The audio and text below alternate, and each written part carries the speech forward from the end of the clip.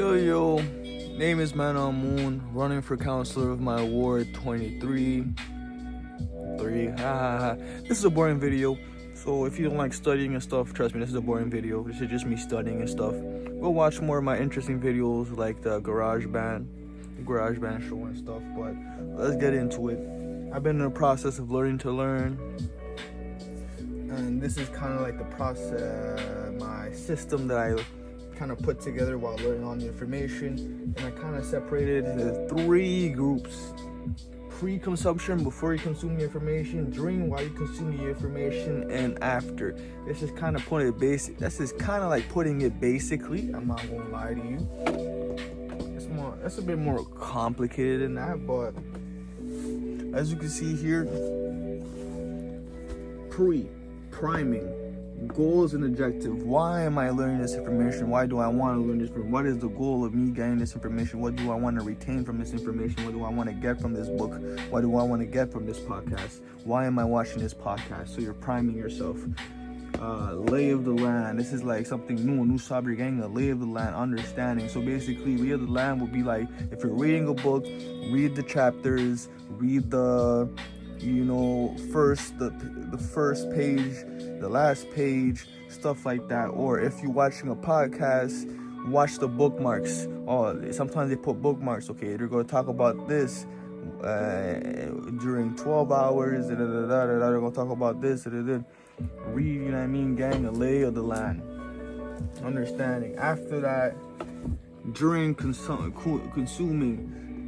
So while you're engaging with the information, while you're reading the book, while you're watching the podcast, or whatever information you're trying to gain, however information you're trying to gain is called. So while doing that, you have to be actively engaged. Ask yourself questions. You know what I mean? Like, okay, that's interesting. Do I know that? No, I don't know that. Oh, that's interesting. I did not know that. Let me write that down. Oh, okay, I see how that fits in my mental map. Blah, blah, blah. And note taking notes. That's during. After is like when you're consuming the information. Recall. Can you remember the information after consuming it? But the reason I say it's more complicated, because learning to learn is a process. Learning to learn is not something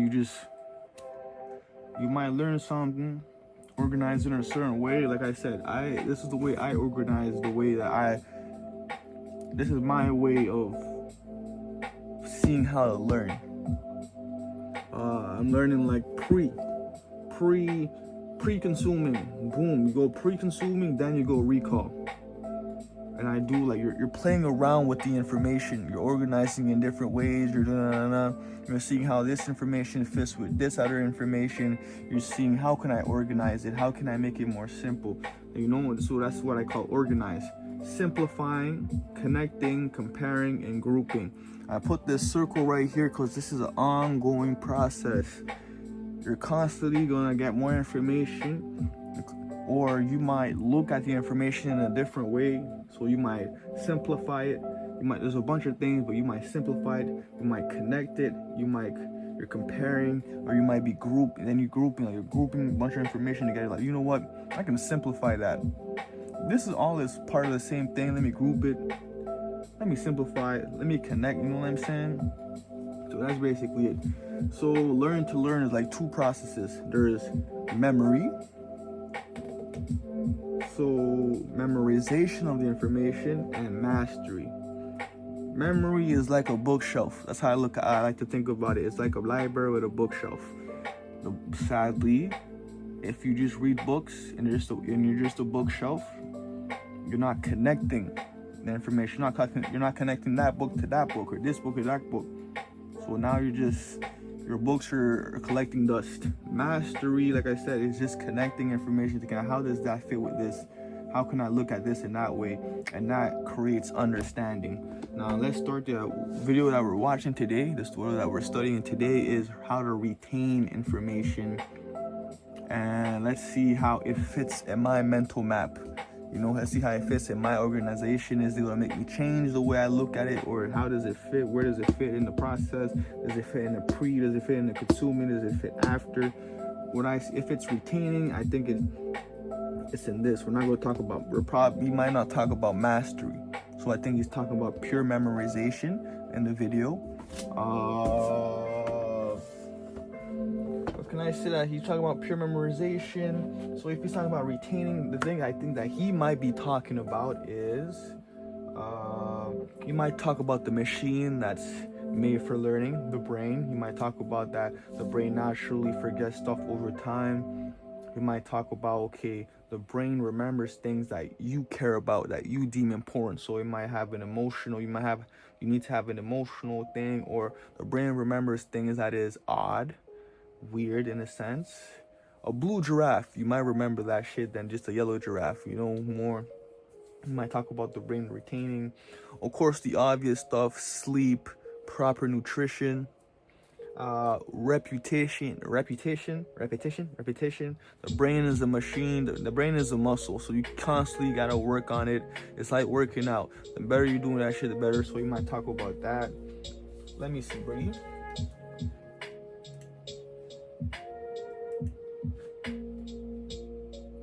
Also watch my new garage, man. I mean, simple is best.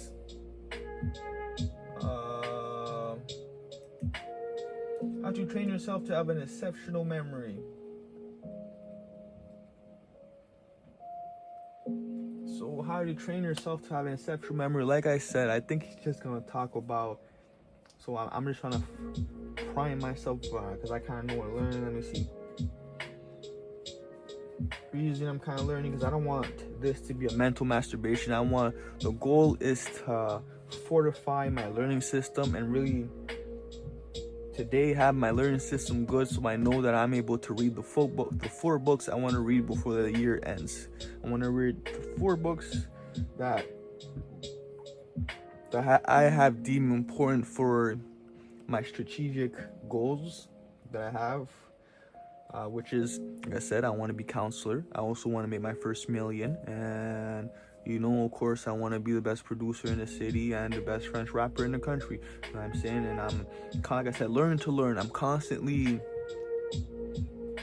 putting these information together. How can these fit together? How can I organize? How can I prioritize? You know what I mean? And learning to learn has helped me with that process. I mean, those principles can be put in anywhere, and I'm making the effort and the diligence, the wisdom of taking these principles and see where they fit in other domains, and that is helping with my mastery and understanding. I'm not only retaining the information, now I'm mastering it. I'm connecting with other things. But yeah, how to train yourself to have an exceptional memory. Like I said, obvious stuff: nutrition, sleeping well, being healthy, understanding your machine, the brain, repetition. The brain is a machine, the brain is a muscle, so you constantly have to work it out. How to train yourself to have an exceptional memory. I'm trying to think of other things. Let me see if I can understand other things. I like to drink when I study and smoke, but it's okay, I'm not gonna say that, bro. I'm still smart, I'm still a genius. Anyways, continue. Let me see. How to train yourself to have an exceptional memory. What else is he probably gonna talk about? How to train yourself to have an exceptional memory. I think I've stated the most obvious things. I don't know. I'm the ace, nigga. I don't know how to train yourself to have an exceptional memory. Is he gonna talk strategy? Like strategic things you can do. So he might, I know that recall. You guys can see it here. You probably can't recall. I'm not trying to show my drink on the thing, but recall. If you're able to the process of recalling information fortifies the information in your mind. It integrates, it encodes in your mind. You know what I mean? So he might show you guys processes of maybe techniques for he might talk about recalling. He might talk about techniques to do that, integrates the information in your mind. How to train yourself to have an exceptional memory. How can that help me? If he's talking about memory specifically, one thing that I realized I've been able to do and I've been getting better at, I can look, for example, in a room. If I've been there, like example, like the kitchen, I can memorize everything in the kitchen. Oh, speaking of that, if he's gonna talk about recall, so if I can memorize everything in the kitchen, the techniques that I use to memorize everything in the kitchen is it's like I said, it's just like different ways of grouping things. If there's a bunch of yellow things in the kitchen, let me say, okay, there's a bunch of yellow things, so let me group it in that way. Or there's like you might group it in shapes. You notice certain patterns. Let me say you notice certain patterns and stuff. So it's like, oh, there's 4 things there, da da da. Or like I've been memorizing every car in the parking. That's been a process of memorizing every car in the parking, and I've noticed certain patterns. And you just maybe it's that. It's just like learning how to group things, strategy. How to train yourself to have an exceptional memory. So it might be strategy. You might talk strategy. Okay, you might group it in this way. This is a good strategy. Find the strategy. Find a pattern to help you, memorize. But this is what I've thunk of so far. I don't want to make the video too long because editing is, it takes time. Blah, blah, blah. So we're now at 11 minutes and 36 seconds. All right. The video is 41. So, where's my marker, fam? I'm gonna use the marker, nigga.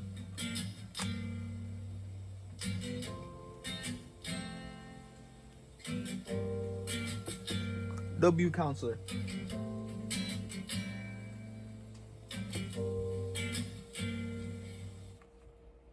Like I said, the skill of learning is the reason I started with this specifically, learning this. So learning how to learn, then I'm gonna go to reading the books about content, about marketing, about sales, because if I learn how to learn, that is an OP skill. That is an OP skill. Imagine this is an anime, bro. It's an isekai. You look at your skills. Learning to learn is an OP skill. Imagine being able to look at any type of information and retaining it, organizing it in a certain way that is strategic to you. Or that's not the word I want to use. That is strategic to you. That is practical to you. I'm a practical man. One thing I learned is I don't have to learn everything that's in the book. That's why we start with, like I said, the first part, what is the goal and the objective? So now I'm priming myself. When I learn something that is in line with what I'm trying to do, it just sticks. You know what I mean? It's like I'm just putting every piece of the puzzle now. I'm not explaining, I'm over explaining, but let's start. I think I've said it. I think I've understand. Let's see where it goes. You might talk strategy, you might talk that, but let's see. All right, let's stop this music for a second. And let's start the video. Like I said, this is a boring video. It's just me studying. To be honest, I think I have a pretty bad memory. 10 years ago... Normally, I would speed this up. For the sake...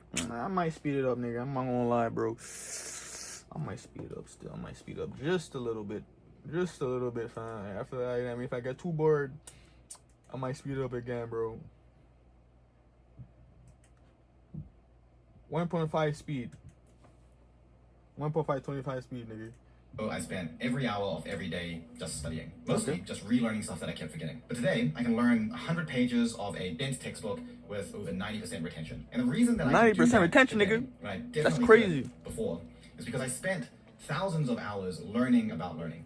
I learned about how the memory works, and I learned how to train my memory. I went from studying and constantly relearning to studying less than before, while actually getting better results, both in medical school and for my master's. And in this video, I'm going to share 4 of the most important learning science principles about memory, and how you can apply that to your own learning so that you can train yourself to have an exceptional memory. Now, the first and most important thing we need to start with is what memory actually is. Because if you are like how I was, you are probably thinking about memory completely wrong. I used to think that some people just don't have a great memory. I feel like I spent so He's much talking about the time machine. learning and studying when people around me didn't have to spend that long, and they were getting better results. They were remembering So I more. was Things right. clicked for them more easily. So clearly there was something going on inside their brain that was better than me. And what I realized after reading so much research and experimenting and reading, books like this, is that memory is not a fixed trait. It is not something that you have or don't have, or is good or isn't good. In fact, it doesn't even make sense. Memory is more like this box.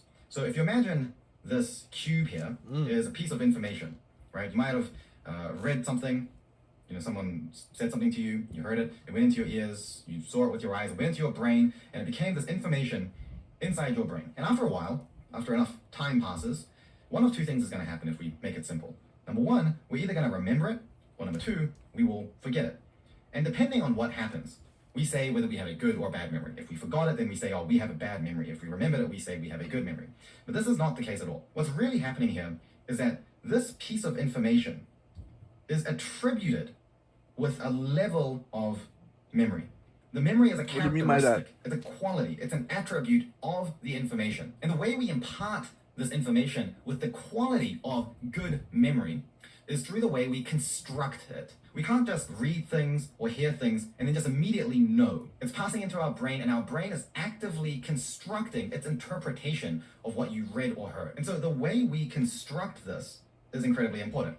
If we construct it using a very flimsy, quick process, just using like paper and some tape and putting together this box and Encoding, that is going to be very fragile. It's going to degrade very quickly. That's not strong. Whereas if we use a very robust method with more robust materials, it might be a little bit more costly and time consuming, take some more resources, take a bit more effort. But if we create this box with metal plates and weld the sides together and seal it off perfectly, then that is going to last a lifetime. And the difference between someone with a great memory versus someone with a bad memory is that the person with a bad memory is used to constructing things in a very haphazard, fast way. Whereas a person with a great memory is used to using a robust construction method, which imparts a high stickiness of memory to this information, which leads us to naturally hold on to and remember that memory over time. And I think this concept is summarized really well by this American psychologist called Daniel Willingham, who said that memory is the residue of thought. When we recall something, we are not retrieving a piece of information that's locked away in some archive in our brain somewhere. What we are doing is that we are remembering the thoughts and the processes that we experienced at the time when we engaged with that information. So if we construct haphazardly very quickly and we don't give it much thought, there's not much to remember. So a lot of my focus when I was going through the learning science, as well as when I was coaching for the last 13 plus years, was how do you construct. I'm here with from UNIT here visiting the Emirati Hospital in Rafa.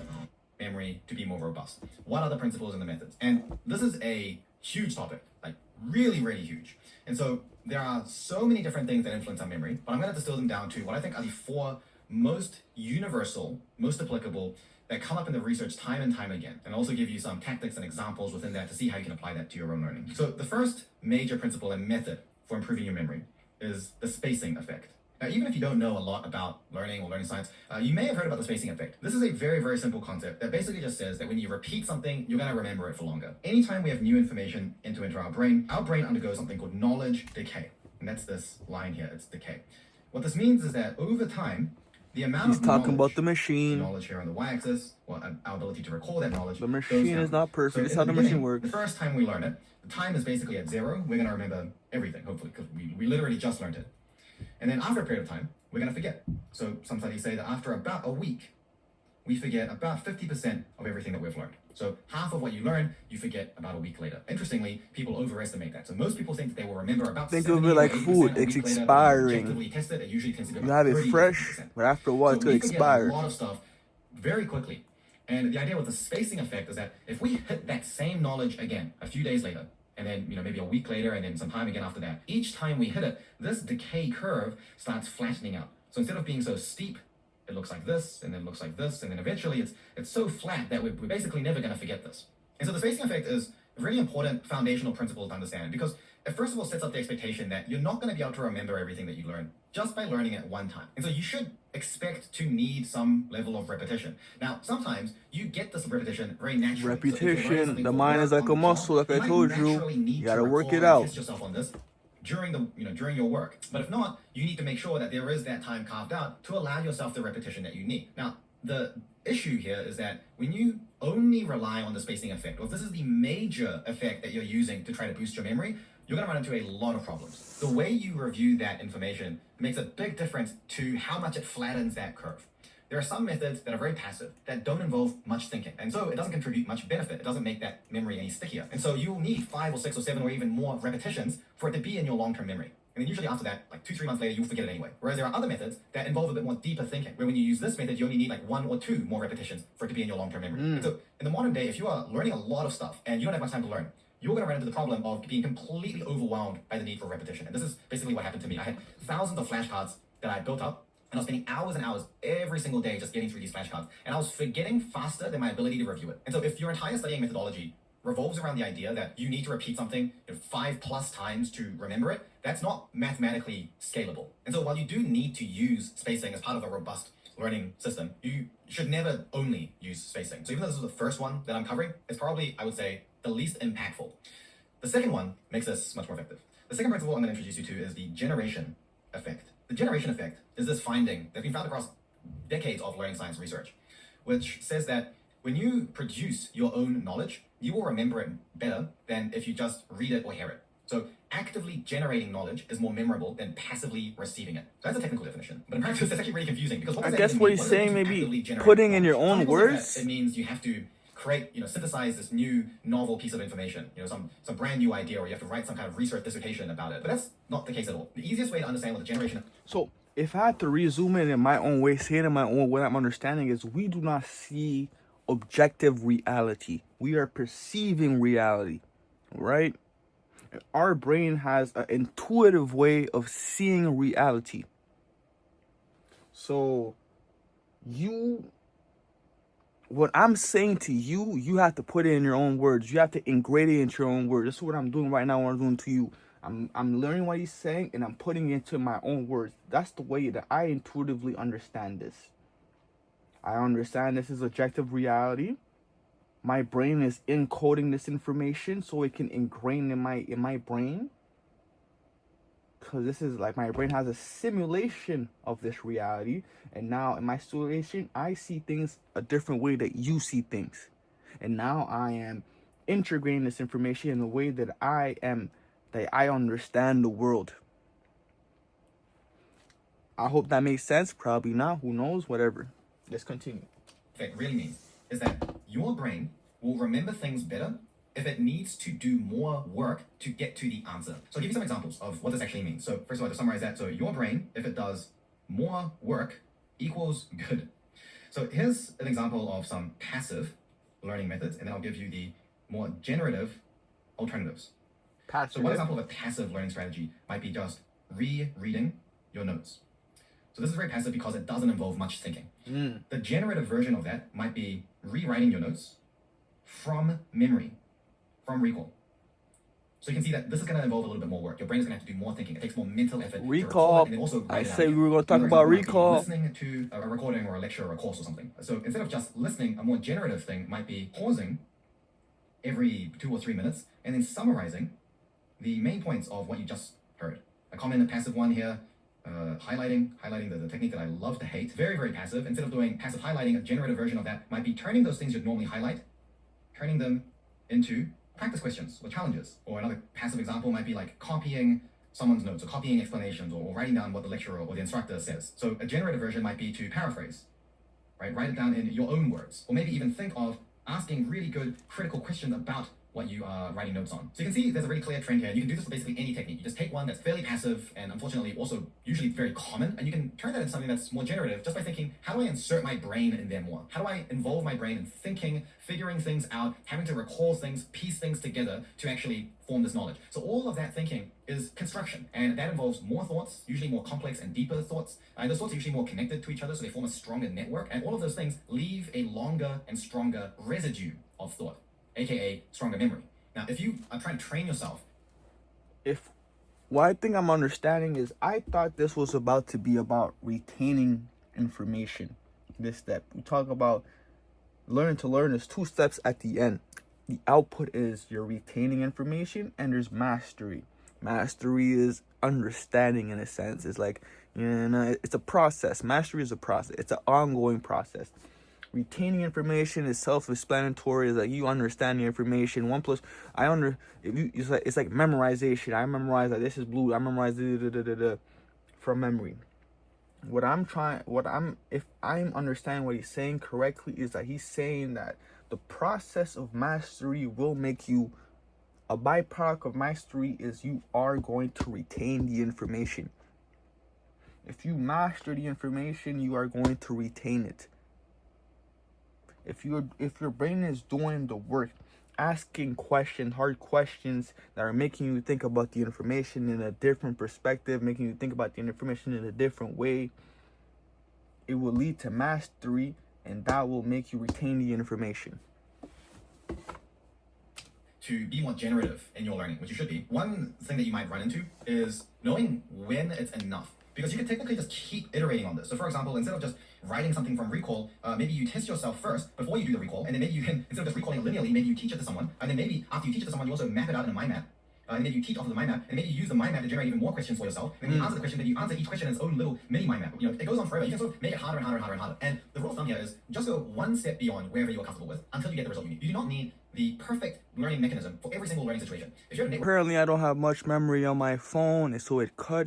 I just think it's my haters trying to make sure I don't make it. But anyways, let's continue. Let's go. So I speed it up. Example, instead of just writing something from recall, maybe you test yourself first before you do the recall, and then maybe you can, instead of just recalling it linearly, maybe you teach it to someone, and then maybe after you teach it to someone, you also map it out in a mind map.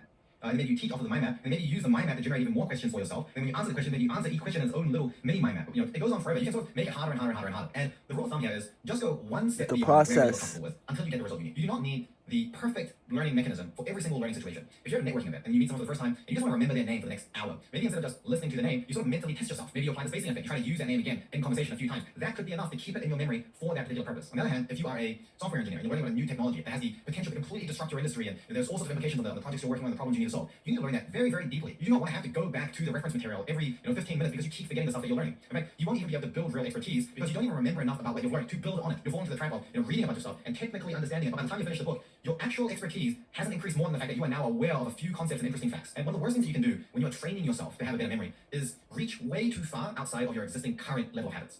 If you're currently very, very used to this passive learning here, and most of your learning sits within this zone, it's going to be almost impossible for you to try to go all the way to something over here. If you're level 1, level 10 is going to be overwhelming. And so if you want to actually get real improvements in your memory on a daily basis, so every day your memory is just getting a little bit better, then it's imperative that you like a muscle in accordance with the principle of marginal gains. This is the idea that you can just improve by 1% every single day, and progressive the gains will overload compound over time exponentially. If you're 1% better every day, after an entire year, you'll be 37 times better than you are today. And so get into this habit of when you're learning anything new, whether it's about improving your learning skills or any other skill, just think about what your current level of skill is, where you're comfortable at, and where your current habits sit. Then think about where you want to get to. And just take one step closer to that. Take that one step and then stabilize until that becomes a new habit. And then take another step. And by doing it this way, you make sure that you have a consistent path towards improvement.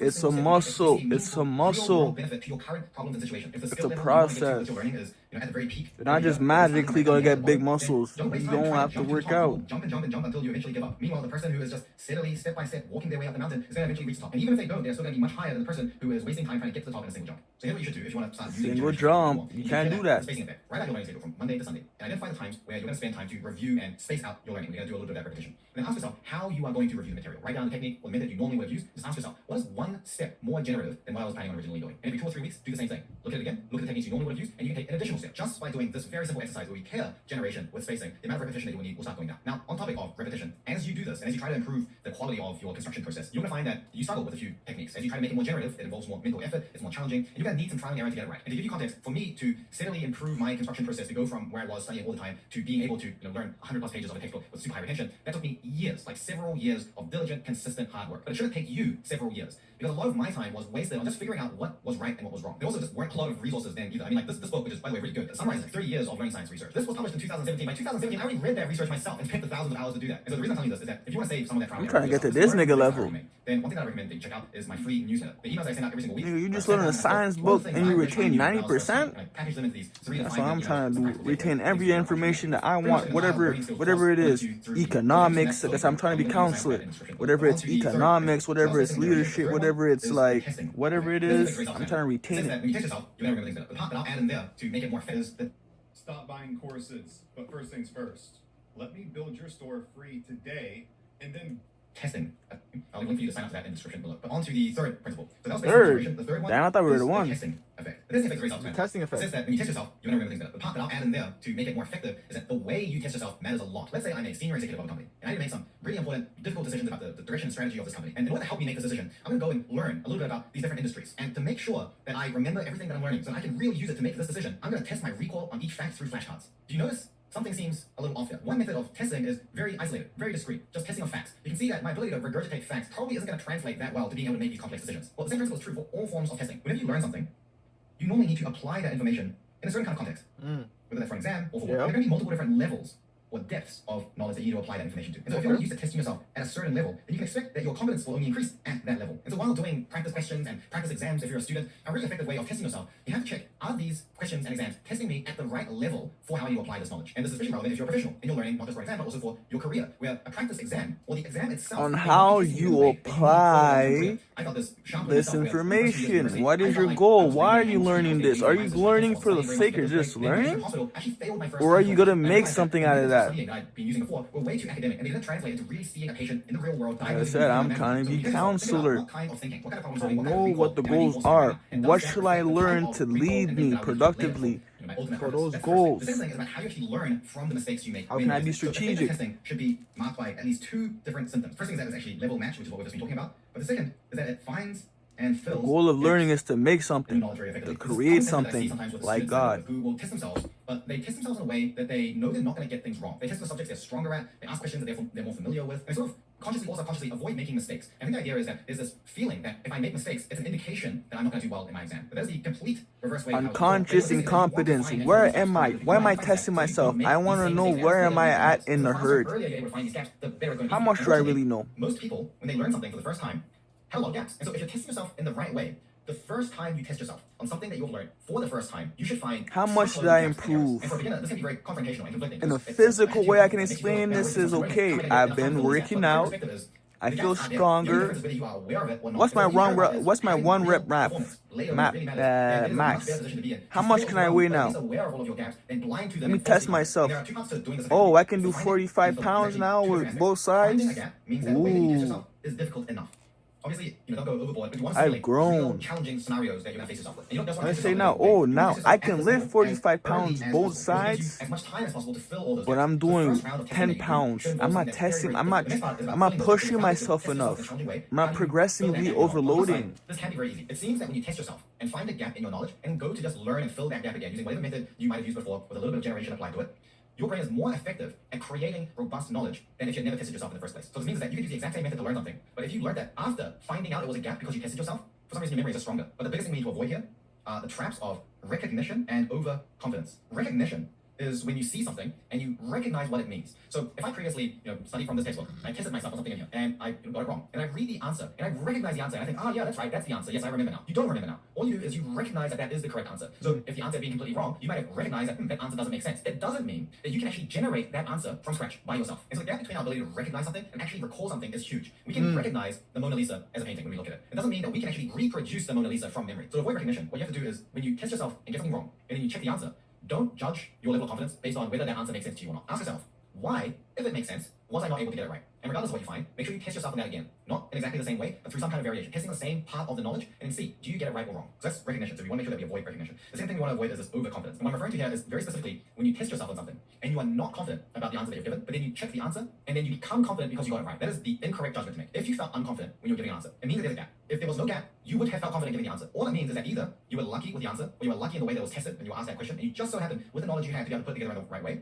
But If you are asked that at a slightly harder level, or a slight variation, or a little bit more complicated, you may get it wrong. There's a rule of thumb: when you learn something and you feel confident about what you've learned, always be skeptical. Test it. Test yourself at enough of a difficulty to find the gaps that you don't see. Be wary of overconfidence.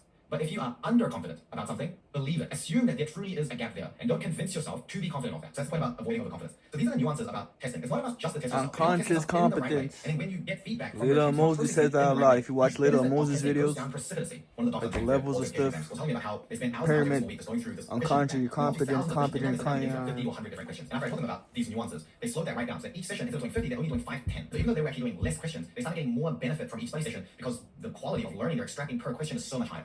Quality over quantity, like you were saying. You don't have to over recall or memorize it. I forget, do it again. Memorize it again, do it again. Quality over quantity. Generation and testing. You can see how they all come together. When you do your spacing sessions, each time you repeat it, this is a great opportunity to test yourself. When you're testing yourself, you want to apply these principles. When you're filling the gaps, Spacing, like you were saying. the way that you think about it. When you learn something for the first time, you want to make sure that you're doing enough generation. You said it himself. It's not the best way. Quality over quantity. You might guess what this last one is, because personally, I think this is probably the most important out of them all. And this is higher. So if you do everything right, you do the process right, you primed yourself. Why are you learning this information? There must be a goal. That's going to make it much easier for you to retain that information, because now it's relevant, now it's important for your brain. Order thinking. Higher order thinking and higher order learning is a term that's used for the specific processes and types of thinking that create long-lasting knowledge and deep understanding of information. And amazingly, all of these methods share the same commonality, that they look at pieces of information as part of a wider network. And an easy way to understand what higher order thinking really means is to think about information that feels relevant versus information that feels irrelevant. Imagine being back in school, learning a topic that you really don't care about, you're not interested, your teacher is boring, and you're sitting there learning it basically because you just need to pass an exam. That Brain topic relevant, feels irrelevant, I it's told so you. irrelevant. Whereas, think about something that you know a lot about. It could be something academic, it could be something for your work, it could be a favorite hobby, or a book, or a movie. And I bet if I tell you a fact, a new fact about that topic, you would be able to think about it, understand the implication of it, how it affects everything else around it, and probably remember that new fact forever. You don't need any spacing, you don't need any flashcards, you don't need writing notes. It's almost like a network of knowledge just comes out to grab this new piece of information and it's consolidated into your memory immediately. The reason that happens is that when a topic is irrelevant, we can't connect it to anything else. So our brain is finding it very difficult to actually have thoughts about it. And so even if you want to build really robust memory, you're not going to be able to, because you don't have the resources there. You don't have enough thoughts to layer on top and give this that good memory attribute. On the other hand, for the topic you know a lot about, you have this wealth of information. And as soon as this information comes in, there are so many different angles that you can think from. And so this information doesn't exist in isolation. It exists in the context of everything else you know around that information. And being able to think about new information in a way that fits it into a network is what higher order thinking and higher order learning are all The about. same way I do, I know what he's talking about, and I know how it fits into my puzzle. This is the secret to how, instead of having a knowledge decay Talking curve that looks about like this one, you're able to retain, learn something how to for the first time and retain immediately have a decay curve that looks like this. information. And yes, you still need to repeat it and test yourself at some point later, but you may not need to test yourself for another month. And even then, your attention is 80-90%. And learning to think at this higher order translates directly to how well you can use the generation effect and the testing effect. Higher order thinking naturally involves more mental effort. To do higher order thinking correctly, you have to generate more. And being familiar with higher order learning allows you to test yourself at the higher orders, which is usually the level you need to get to solve complex problems, or have deep discussions and write thought-provoking essays, or to make high-stakes, complicated decisions. Interestingly, it's also the inability of AI to do higher order thinking and reasoning that makes it so bad in scenarios that are really complex, where there are a lot of different things interacting with each other, and the situation is nuanced. So here are some ways that you can train yourself to be better at this higher order thinking and higher order learning. Now again, this is a huge topic, and training this is kind of like my main thing. So I'm going to simplify for you in this video. So first of all, higher order thinking is all about being integrated in your thinking.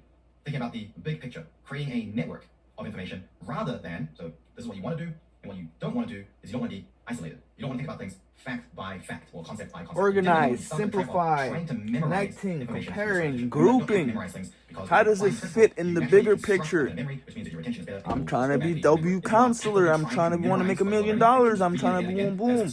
How is this fitting into the bigger picture of all of that? Usually only after all these other things have failed. So what are some techniques you can use to How is this specific video fitting in? I know. I understand. That's what he's saying. Pause, make an analogy. You can make analogies. Well, it's easy for me to integrate this information because I know where it fits. Creating an analogy forces you to think about what you're learning in the big picture. It pulls you out from just thinking about each That comes with organization. And ask yourself, how does it all come together? How can I tell a story with this? Another method that you can use is teaching. Teaching is also a method of testing that you can use. Like I said, a story. If you just ramble on this endless internal monologue and thoughts are very disorganized, that's not going to be very easy to follow, and you're not having to use your higher order thinking skills to organize it. So try to teach it in the most intuitive, most logical way possible. That is the easiest to follow. Some people say teach it to a 10-year-old. This framing is great because it forces you to think about it simply. But you don't have to just do at a 10-year-old. If you teach at a 10-year-old, sometimes you miss out on that really detailed technical information that you want to test yourself on. The point is that you want to use teaching as an opportunity to organize all of your thoughts and think about which concept or groups of concepts should I talk about first. What makes the most sense for me to start my teaching with? You can see that in order for you to make that decision and make that judgment, you have to be comparing each concept against every other concept. It's a very integrated network style of thinking. Of course, that involves a lot of mental effort, there's a lot of generation, there's a lot of thoughts, there's a lot of residue. Another method that you can use is mind mapping, Awareness. or any I'll form of add that. non-linear note-taking. The reason this is good is because it visualizes the connections that you're making. Instead of writing things out linearly, sentence by sentence, which makes it easy to be locked into this one fact at a time kind of perspective, creating a nicely connected mind map forces you to take a step back and look at the big picture. But at the end of the day, whether you're using analogies or teaching or mind maps, these are just methods that try to get you to think in a certain way. Remember, it's higher order thinking. It's not higher order drawing a mind map. It doesn't matter whether you create an analogy or teach or make a mind map if you're not activating the right thinking process. And an effective way of training yourself to get good at this thinking process is as you are trying to use these techniques and doing any other type of learning, after every session, ask yourself these 3 questions. Question number 1, how often am I trying to connect what I'm learning to the big picture? How often am I zooming out and thinking about the overall purpose of what I'm learning? The answer to this question should be almost constantly. There should not be more than 2 or 3 minutes at a time where you are not coming back to the big picture. And yes, that is very challenging. Pre-consumption. Go down, recall, organize, simplify, connect, comparing, grouping, while consuming new information that you get. Recall your information, organize it in the picture that you learn, you know what I mean? Simplify, connect, comparing, grouping. Do I actively try to simplify what I'm learning? Simplifying is all about trying to understand something in such a way that you don't need to memorize it, making something feel more intuitive and more obvious. When you do this, it forces you to think about the information in relation to what you are already familiar with. Creating analogies is an example of trying to simplify information. When you ask yourself this question, the answer should be after every concept, after each block of new information, you should be pausing. You should be thinking about what you've just learned to simplify it and apply that thinking to it and create a robust memory. You don't want to end up with 14 pieces of new information that you now need to apply all of this thinking for simultaneously. That's going to be way too overwhelming. And the third question is, how long do I delay creating relationships? If you don't know how to make chords, this is it. Congratulations. The chords are already made for you. We can drag one of these chord progressions in. What this means is, how long do you wait after having heard something or reading something before you think about how it compares or connects with something else? Do you read sentence after sentence after sentence? When it says compare, connect, I call that organize. You see this? Let me put this. So I should put like a plus sign. Boom, boom, boom, a blue plus sign. So after plus. That means you're recalling, you're organizing it, you're putting it in the map, you know, simplifying, connecting, you know what I mean? Boom, boom. After consuming the new information that you get, you do the same thing. You add it into the map, you organize it, you simplify, you connect it, you compare, you group it. After recalling, I mean, it's just, you know, it's like a dance. That's all I can say. Just trying to understand everything that you've read, and then only after 1 or 2 pages, go and think about, okay, how does it all relate to each other? How are they similar? How are they different? How can I simplify and group these things together? If you're doing that, that's way too delayed. It's going to be very, very hard for you to make sense of that, because there are so many connections and so many possible relationships. You're going to be spending hours just working them out. It is much more efficient to think like an expert, where for each new piece of information, you're immediately trying to think about, okay, so how does that compare to what I already know? How does that compare with what I've just learned? How can I simplify and group that information? And this is actually the part of higher order thinking that most beginners trip up with the most and they get stuck on. They're so used to consuming information, assuming that just understanding means that you're going to remember, that they feel very, very uncomfortable with ignoring how deeply you've understood it and just going straight to creating these relationships and thinking about it like a network. But the reality is that when you think about it in a network, it actually helps you to understand. Comparing something that you don't fully understand with what you already know and the other things that you've learned deepens your understanding of it. On the other hand, when you just try to understand each thing in isolation, all it does is it increases the risk that you've misunderstood it. And so when you ask yourself, how long do I wait? How long do I delay before I start forming these relationships? It should be as close to 0 as possible. And again, this is challenging, so take it step by step. Because these 4 principles, spacing, generation, testing, and higher order thinking, if you're able to apply these principles in the way that you learn, I can guarantee you that your memory will shoot up. Your memory may not be exceptional overnight, but if you continue to take 1 step at a time, just getting 1% better every day, you will improve. That's how I improve, and that's how all my students and coaching clients improve. If you like this video, and you want to see how all of this maybe fits in with the bigger picture of learning and all the other techniques you might be using, then you might be interested in checking out this video here, where I talk about learning more holistically and how you can actually build a learning system. The principles I talked about in this video, they all apply to everything that I talked about in there. So if you're looking for the next I might watch that step in your tomorrow learning journey, still. check that video out. Learning to learn. So I feel like I understand it, but like I said, I just like to overlearn. I like to overlearn stuff. Oh, wow. Only 16 minutes and 25 seconds? Now 17, now 16 and 32. Oh, shit, my bad. I'm kind of drunk, but I understand what it is, retaining. But in a sense, what he's saying is the video was about retaining, how to retain information. I thought it mostly gonna be about memorization itself, but not mastery. But I realized if the more you master the information, the more it's gonna help with the retaining of it, cause you're building a depth. That's what I'm learning. So I'm realizing it's not isolated. The retain is not isolated. This works with itself. Retaining is a mastery. It works with itself. That's why I kind of put the organizing on the bottom. I don't know if you see the way I'm organizing it. Hopefully the camera is showing it. I'm putting in the recall it and organizing it in the mastery side, because this is what's creating mastery, and this is what's creating, it's going to help me with retaining. You know, I can cut this down, but the reason I understand the process, I have mastery of it, and I want you, and before I go, I just want to ask you something. Mastery is not that you understand everything. Mastery is just, you kind of load the loop, and there's different levels of mastery. But if mastery is basically, you know exactly what you're doing, you have a fundamental understanding of what you're doing, and you know it's a process. You know every day you're gonna get better at it, and you're gonna understand it in different ways. The better I get, the smarter I get. I might organize this in a way different way. I might organize it. I might simplify it. I might connect it in a different way. I'm comparing it. I might group it in a different way. The more information I get, I'm like, okay, where does it lie? Oh, I thought I was looking at it this way. Oh, you know what? I just found a more intuitive way of learning, of organizing this. Cause if you don't understand, like before, this was like this. It was encoding. It was priming. It was just a bunch of information at first. Learning to learn. I'm trying to learn to learn. It was a bunch of information at first. It was boom, learn to learn. It was encoding, priming. It was books. It was podcasts, information. It was everywhere. What I had to do was organize it in a certain way to make it in this. You know what I mean? It looks simple, but it took me time. I had to put information. I had to simplify it to make it in this process where I realized it was a linear process. Okay. So I'm trying for myself. Okay, I'm trying to retain and master information. So now, okay, so to master information, you have to have a goal. It's a linear process. There's a linear process. Okay, but if that linear process, now I'm realizing, okay, but that's just retaining information. You can retain information. Like you can have a goal, you can prime yourself, and you can lay of the land. You can be actively engaged. You can take notes, but you're not learning. You're retaining the information. Learning is, it's like I said, you're organizing is really.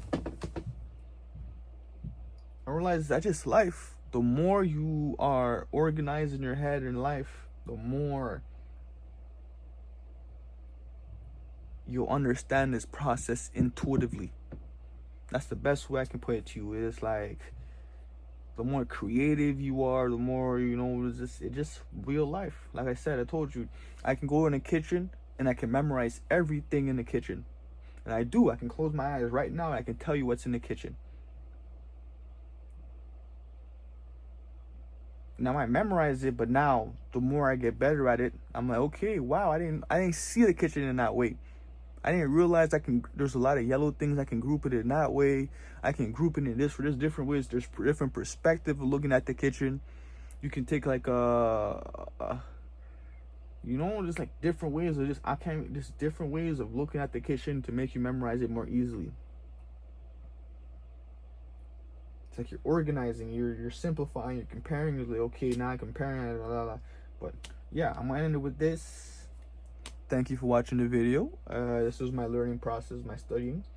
I feel that I'm finally at a spot where I feel like I have fundamentally what I need to read the books I need to read. I realize also one thing, that I'm very good at auditory learning. I learn very well by listening.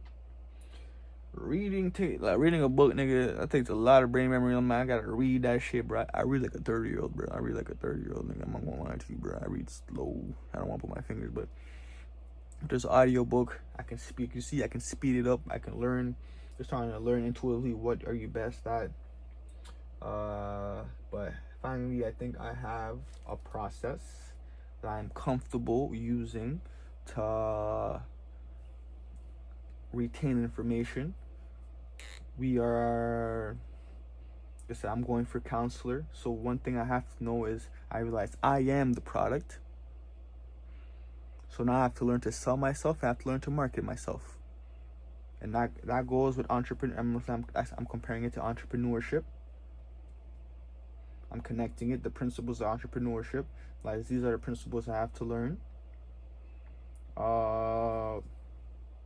Realizing I'm not focused on the million, that the million is gonna come. I'm just focused on the process. And yeah, that's what I'm learning. I'm learning day trading attention. Seth Golden, This Is Marketing, I think it's called. And the two books from Alex Mosing, so $1 million offer, $1 million leads. Those are the 4 books I want to read before 2026. 2026 is more when I'm serious, like I actually want to run. Now I just want to be prepared for counselor. I want to know the responsibilities of being counselor. Every responsibility. I'm trying to be the most competent person. So even if they don't vote for me or not, I'm trying to be, without a doubt, this is the most competent counselor in this ward. And if they don't vote for me, we just don't like him. Or I can empathize. We just don't trust him. I empathize, I'm not arrogant. But that's what I'm trying to learn, So, like I said, everything is connecting.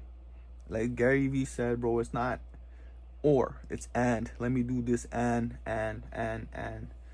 So now my brain is just, okay, you're trying to be all of this. Let's see how all of this fits together and how this information can complement this information and we can strive. You know what I mean?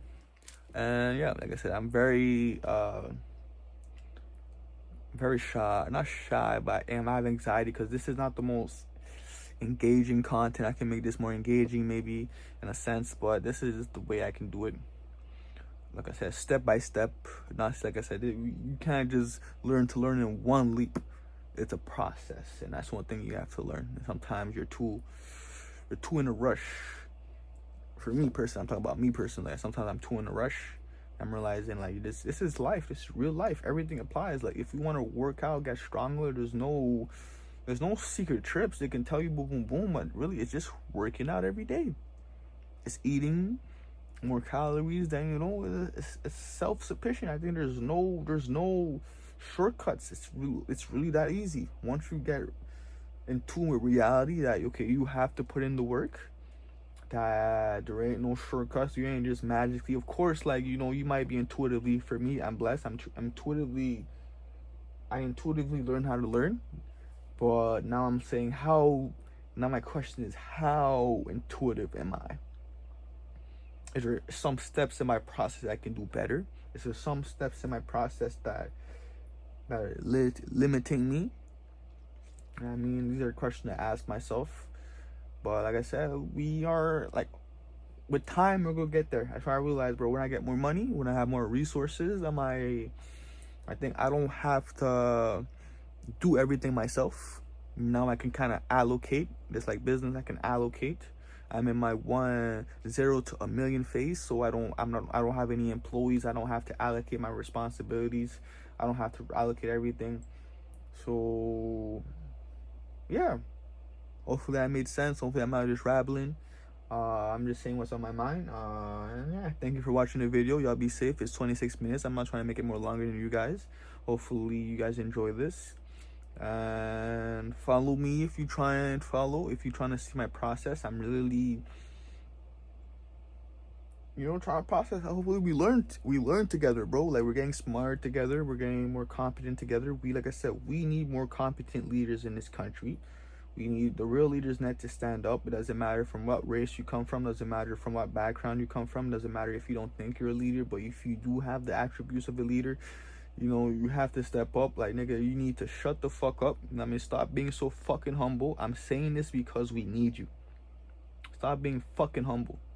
Stop being, hey, no, let me be humble, let me be good, let me get out the way, let me shut up because, you know, I'm trying to protect the peace. You know, no, nigga, we need you to step up. We need you to step up because if you, like you said, the bad ones are the loud ones. The bad ones are the loud ones. The bad ones are the ones that are screaming at the top of the lungs. It's, like I said, it's the Pareto principle. Even in the hood, even in the streets, it's a small amount of people doing most of the big things, you know what I mean? And those big characters kind of influence the little ones to do more, you know what I mean? But like I said, it's very niche, you know what I mean? Like there's not, that's all I can explain it. So we, the leaders, need to step the fuck up, nigga. We 2020 fucking 5, bro.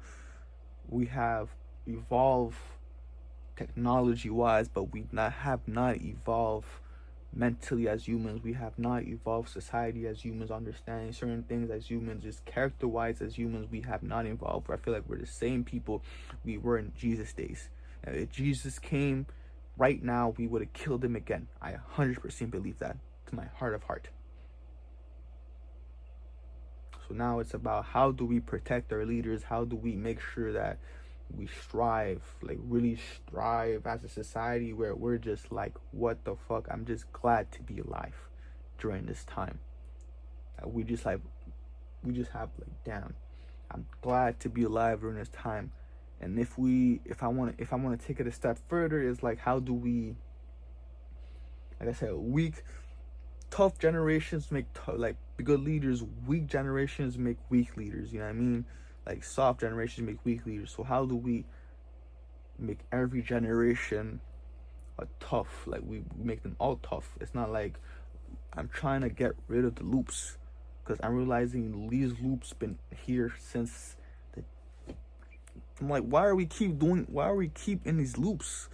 Like I said, we keep seeing these patterns. We write books about them, but we're not changing it. What the fuck? Why is it not changing? What's the root cause? Why are we not seeing what we're seeing? Why are we keep fighting? Why is it this versus this? Why is this versus that? What's causing that? What is the root problem? We're trying to get to the root problem. But anyways, I'm gonna finish with that. I'm sorry for talking a lot, but I'm passionate. Alright, let's go. You be safe. Okay. 39 and 51 seconds, 39 and 52, 55 seconds, 56 seconds, 57 seconds, 58 seconds, 59 seconds, 30 minutes.